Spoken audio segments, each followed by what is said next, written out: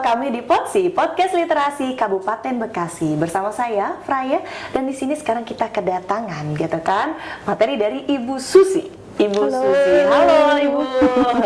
Ibu Susi Widyasari SSTP MM, seorang Kepala Bidang Penilaian Kinerja Aparatur dan Penghargaan BKPSDM. Betul ya Bu ya? Betul. Betul. Apa kabar Ibu? Baik, Mbak Aya. Kesibukannya gimana nih Bu? Saya melaksanakan tugas pokok dan fungsi sebagai Kepala Bidang Penilaian Kinerja Aparatur dan Penghargaan, melaksanakan 3 fungsi utama, yaitu penilaian kinerja aparatur, kemudian pembinaan dan pengawasan disiplin, kemudian pemberian penghargaan. Pemberian penghargaan cukup berat Bu, lumayan. Lumayan untuk tupoksinya. Tapi nggak apa-apa Bu, sebelum kita lebih dalam tentang tupoksi Ibu gitu sebagai Kepala Bidang, mau cerita sedikit gitu Bu? Boleh. Sebelum jadi Kepala Bidang gitu, sejarahnya Ya. Ibu, riwayatnya tuh pernah jadi apa gitu? Oke. Panjang nih ceritanya. Itu.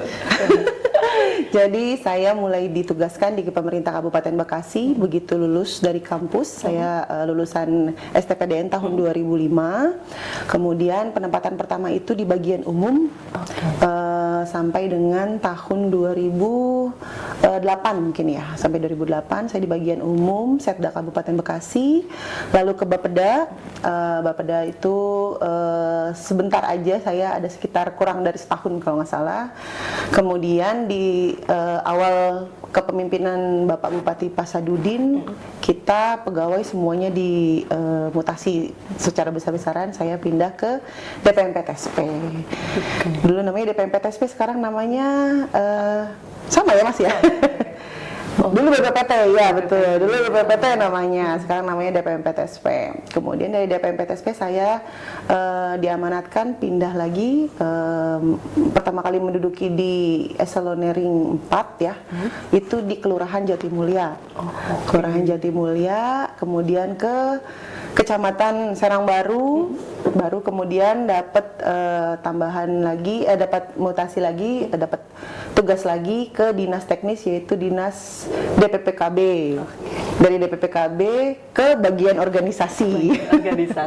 Bagian organisasi baru ke BKPSDM. Gitu. Panjang ya Jadi Bu? dari 2005 sampai 2024 ya sekarang. ya. Wah, lumayan panjang gitu ya prosesnya. Panjang. Berarti itu menjadi satu pertanyaan buat saya Bu. Apa tuh? Alasan. Kenapa akhirnya pengen, kalau misalnya pegawai negeri atau misalnya PNS, ASN lah ya, pemerintah gitu, itu kan sistem berarti mengabdi. Iya, betul. Alasannya akhirnya kenapa milih jalur Alasan ini? kenapa jadi pelayan masyarakat gitu ya. Jadi sebenarnya berawal dari saat SMA, saya diperkenalkan dengan kampus STPDN. Ya, jadi waktu itu panjang lagi ceritanya ini. Jadi asal muasal saya berjumpa dengan kampus STPDN itu tanpa sengaja sebetulnya. Jadi teman SMA saya itu saudaranya baru di wisuda STPDN kelas tingkat 4 waktu itu, berarti kakak kelasnya baru wisuda. Itu mungkin saudara ya kalau nggak salah ya. Terus saya dikasih stiker hologram. Aduh, zaman SMA dulu stiker hologram ditempel di mobil kayaknya keren gitu ya. Wah, keren banget nih stiker. Saya tempel di mobil rumah gitu. Bapak saya lihat, oh ini sekolah bagus, kamu mau masuk situ nggak gitu kan. Saya nurut ya, namanya anak ya, pasti tahulah, orang tua pasti mengetahui apa yang terbaik buat anaknya. Karena memang kenapa bapak saya mengarahkan untuk STPDN, karena saya juga dulu paskibraka tahun 99, PPI tahun 99. Tapi kota ya, karena saya SMA 4 Bekasi waktu itu. Jadi karena mungkin melihat dari situ mungkin bisa diharapkan sama bapak saya mungkin bisa untuk masuk ke dalam kampus itu. Akhirnya saya ikut gitu. Dan ya udah, garis tangan selanjutnya ke lulus dari STPDN langsung mengabdi, karena begitu tingkat 1 pun kami sudah mengantongi CPNS dulu. Pada saat itu ya, pada saat 2000, berarti 2001 ya 2001. Saya 2001 begitu lulus SMA tingkat 1 di kampus kami sudah CPNS. Gitu. Jadi itu sudah garis tangan yang dipilihkan sama Allah gitu ya. Untuk menjadi pelayan. Dan mungkin begitu mulai bekerja di situ belajar bekerja, kemudian turun ke lapangan di Jatimulya gitu ya, pertama dinas saya ke lapangan itu, dan ternyata memang cocok lah gitu ya, maksudnya saya menyukai juga, masuk juga dan bisa saya ikuti dengan baik pekerjaan. Yang penting kita nggak berhenti untuk belajar, nggak berhenti untuk membuat suatu perubahan atau suatu inovasi dimanapun kita ditempatkan, seperti itu. Gitu ya. Iya. Alasannya panjang sebenarnya. Kalau dilihat alasannya karena ada kakak kelas dapat stiker juga. Betul ya, itu. Saya bersyukur banget sama teman SMA saya yang ngasih stiker nih. Jadi saya dipertemukan dengan sekolah itu. Sekolah itu, dan sekarang gitu ya karir langsung melesat Iya, gitu. Bu. alhamdulillah. Iya. Kalau misalnya kita lihat Kepala Bidang Penilaian Kinerja Aparatur dan Penghargaan BKPSDM. Kalau detail tupoksinya gitu Bu, lebih dalamnya tuh, itu ngapain aja Bu? Ya, tadi ya 3 fungsi utamanya itu penilaian kinerja, kemudian disiplin kinerja, kemudian penghargaan. Jadi BKPSDM ini kan memang urusan utamanya adalah kepegawaian ya, Betul. Di mana kami kalau dulu bidang saya tuh sebutnya bidang kabid disiplin. Nah, karena di tahun 2001 berubah gitu, nama bidangnya itu bukan kabid disiplin lagi namanya, yaitu kabid penilaian kinerja aparatur dan penghargaan, saya berubah menjadi bidang kinerja. Jadi sekarang itu menilai seorang ASN itu tidak hanya melulu dari disiplin saja. Jadi kalau dulu kan istilahnya pegawai kalau setiap hari masuk pagi absen, pulang sore, dianggapnya udah rajin. Iya. Sekarang nggak bisa begitu. Jadi yang disebut pegawai yang sudah bekerja dan itu sudah berkinerja. Berarti dia tahu apa yang dikerjakan setiap harinya. Gitu, dengan penetapan indikator kinerja yang ditetapkannya setiap awal tahun, atau yang disebut kita kenalnya indikator kinerja individu (IKI). Jadi setiap ASN itu udah ada mengemban tugas kinerja utamanya dia yang akan dia capai selama setahun, yang kemudian di breakdown atau diturunkan lagi di tahapannya per bulan, dan dalam per bulan itu juga dicatatkan kembali aktivitas kerjanya per hari. Itu jadi penilaian kinerja itu. Jadi setiap ASN itu melek mata nih, bangun tidur tahu apa yang mau dikerjain. Oh, saya mau ngerjain ini gitu. Kayak Mbak Aya nih, oh iya hari ini saya mau ke Pemda, mau ketemu sama Bu Susi, jadi tahu apa yang dikerjakan hari ini ya. Begitu juga ASN setiap harinya. Jadi kalau dulu ada istilahnya pasukan apa tuh, pasukan 48 ya, datang jam 8 pulang jam 4 gitu kan. Jam 3 ya?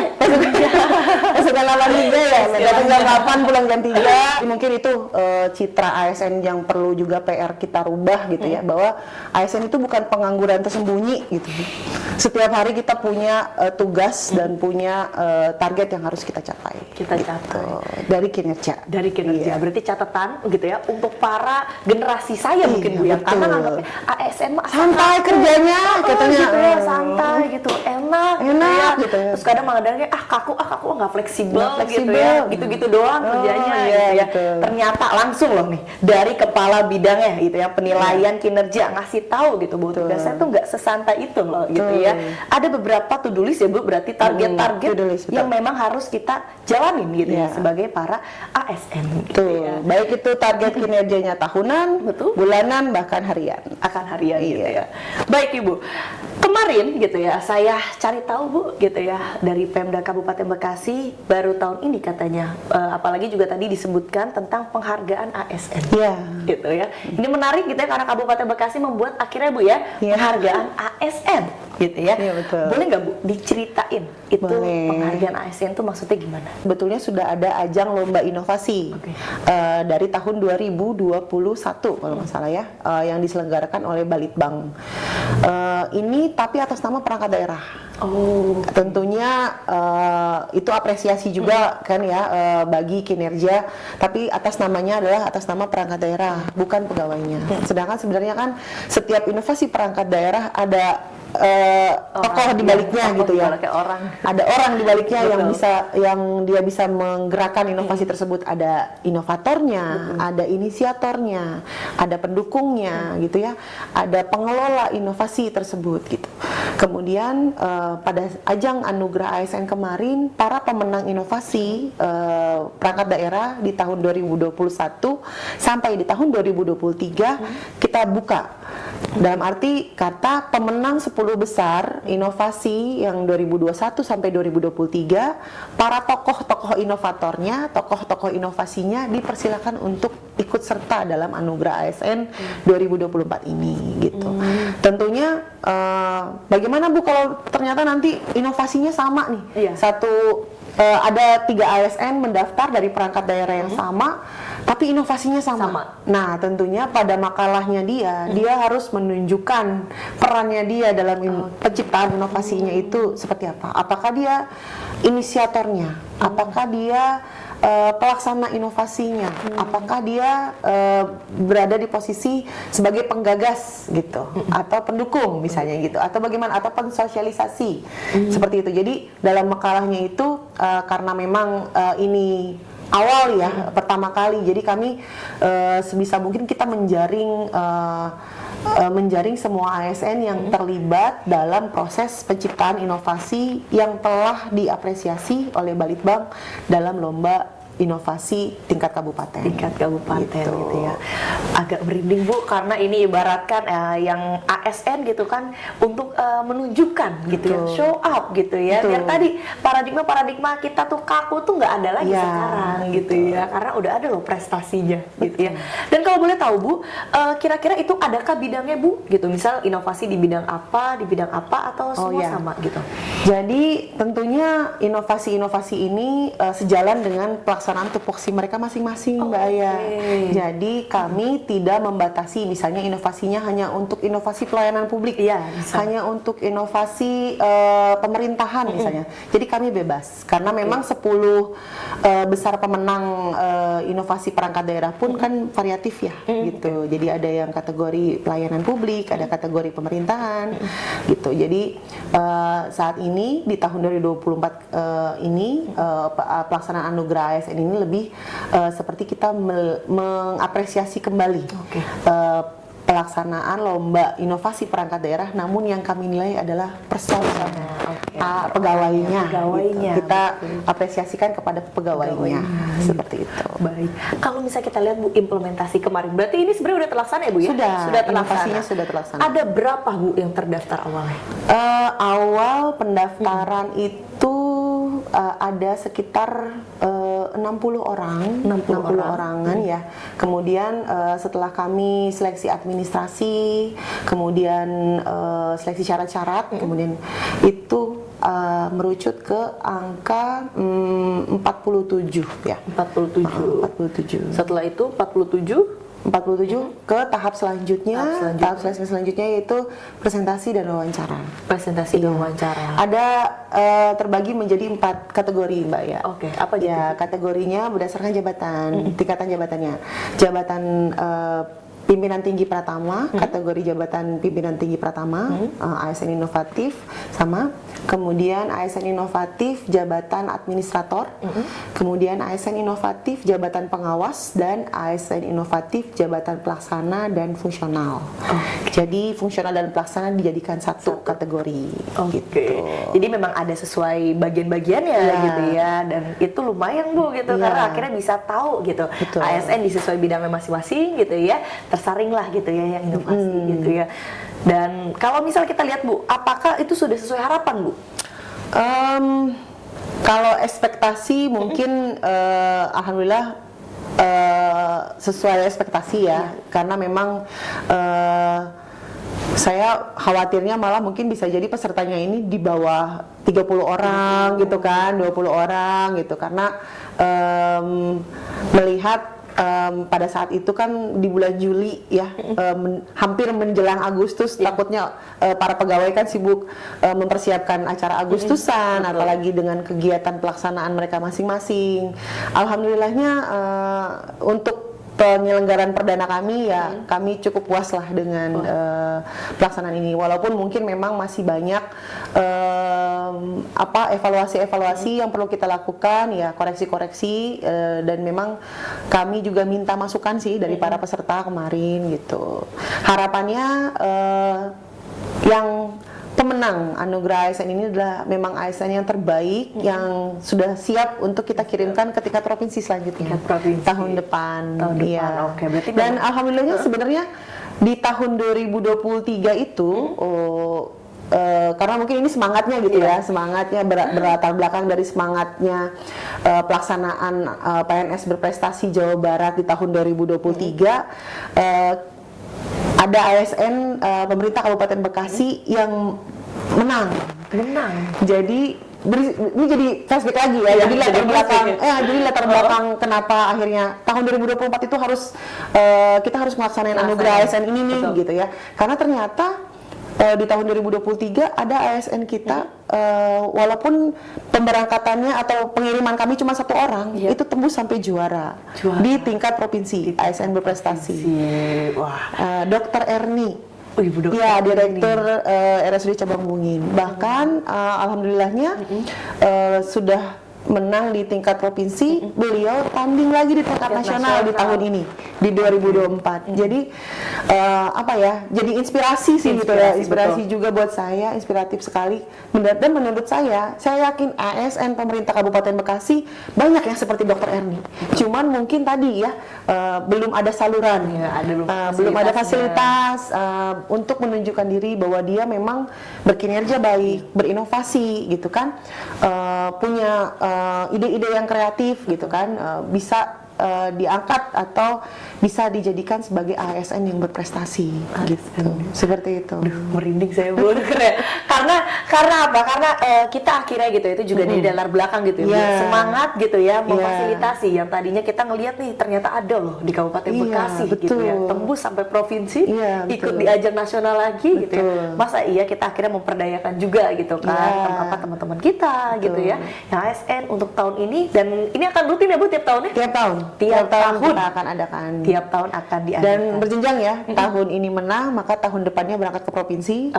Nah, berarti nanti yang tahun depan menang, tahun depannya lagi berangkat ke provinsi. Karena ya itu harapan kita gitu ya. Dan kita nggak cuma itu doang sih ya Mbak ya. Jadi ajang ini pun sebagai penilai tambahan dalam penilaian kinerja.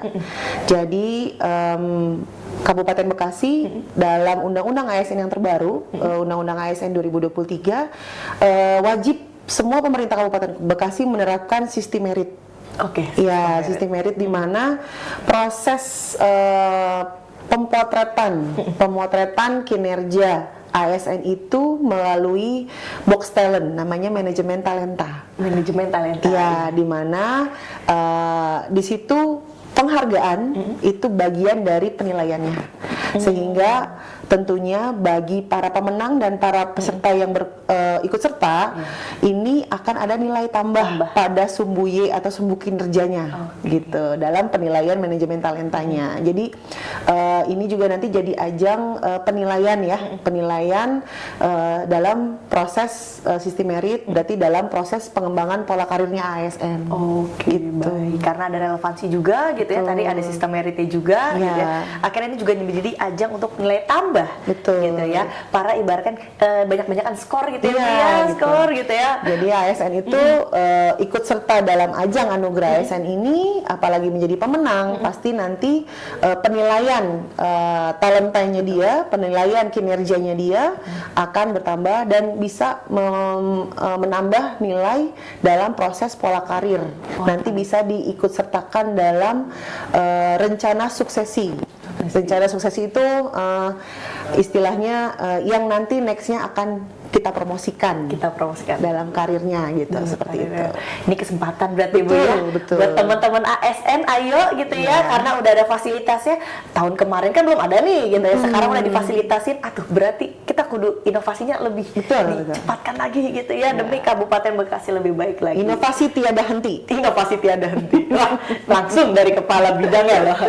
Dan ini Bu, mungkin satu lagi pertanyaan dari aku gitu ya, khususnya buat teman-teman gitu ya ASN. Sekarang fasilitasnya udah ada gitu. Kemarin Pak Sabto bilang kita mau buka 10.000 gitu. Mungkin P3K Ibu ya? P3K betul kan. Ada nggak kata-kata untuk calon-calon gitu Bu, atau nanti kan ini akan kita tayangkan terus secara menerus gitu ya, dan ini menjadi awal ya tahun ini loh 2024 penghargaan pertama gitu dan akan diteruskan tiap tahunnya gitu ya. Harapannya Bu untuk teman-teman kita gitu biar semangat. Harapan saya untuk seluruh masyarakat Indonesia dan apalagi khususnya untuk para calon P3K yang nanti akan diangkat menjadi yang nanti dalam 10.000 itu 10.000 itu ya 10.000 calon P3K yang akan diangkat oleh pemerintah Kabupaten Bekasi untuk terus berinovasi ya, untuk terus berkinerja, karena tadi jangan harap bahwa bekerja jadi PNS itu adalah paradigma lama yang santai, yang tidak terukur. Semuanya sudah melalui sistem dan sehingga harapannya adalah bisa lebih profesional lagi gitu untuk menjadi ASN. Jadi jangan merasa bahwa jadi ASN itu cadangan lah gitu ya. Jadi harus pilihan utama. Tetap semangat, tetap berkarya dan tetap berinovasi. Tetap berinovasi tiada henti. Ibu Susi, Kepala Bidang Penilaian Kinerja Aparatur dan Penghargaan BKPSDM Kabupaten Bekasi. Terima kasih Ibu buat hari ini gitu ya, diskusinya menarik, penghargaan pertama ya Bu ya. Tentunya ini menjadi semangat untuk teman-teman ASN, khususnya nanti yang baru-baru yang akan masuk, anak-anak muda mungkin Bu, atau penerus-penerus kita selanjutnya gitu ya. Harus tetap semangat karena dari Ibu Susi bilang berinovasi tiada henti. Terima kasih Bu buat hari ini. Sama-sama. Kita tutup dan teman-teman jangan lupa untuk selanjutnya akan ada episode lagi dari Potsi, dan kami akhiri dari Potsi hari ini, Podcast Literasi Kabupaten Bekasi. Bye bye.